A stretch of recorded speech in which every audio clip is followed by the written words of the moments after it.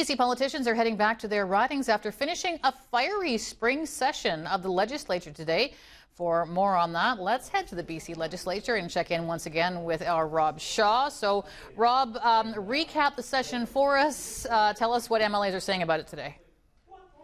Well, Stacey, it was the session where Donald Trump changed everything. The U.S. president transforming Premier David Eby from the guy who almost lost the October provincial election and pledged to slow down to the premier who steamrolled Indigenous leaders and environmentalists and municipalities with new laws to fast-track building projects this session. That transformation, really the theme of the spring. It includes the NDP repealing the carbon tax, which it had promised never to do before the election, plus Bill 7, which would have given Cabinet massive powers to respond to Donald Trump before the premier had to back down on that due to backlash as well. Then Bill 15 last night to fast-track projects like mines, the massive backlash from Indigenous leaders, mayors and others, catching the NDP off guard a bit, but it was not apologizing. Here's House Leader Mike Farnworth today.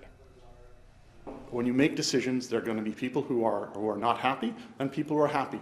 And the role of government now is to follow through on our commitments that we've made in terms of how the legislation is going to work, in terms of how regulation is going to be developed, and that will, my sense, as time goes by, people will see how it's intended to work, and a lot of the fears will, in fact, be unfounded.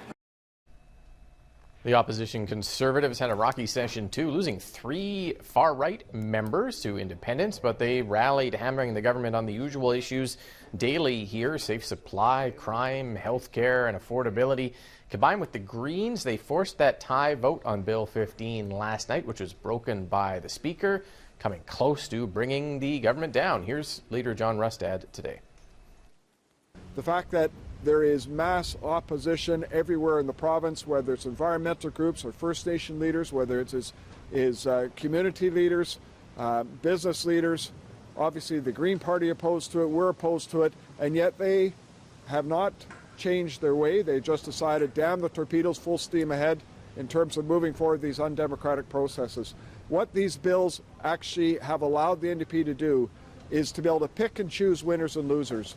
They are going to pick who gets to go to the front of the line. A remarkably light session of the legislature, especially after an election with Trump looming over everything. One of the only other things that might actually impact people's lives, which was a bill to change the way driver's licenses were done, eliminating that second road test, didn't actually even pass. That has been punted off until the fall. The premier now heading out Saturday on a trade mission to Asia. MLAs taken off to the barbecue circuit in their ridings, and everyone back here, the legislature for the fall session, which begins in October.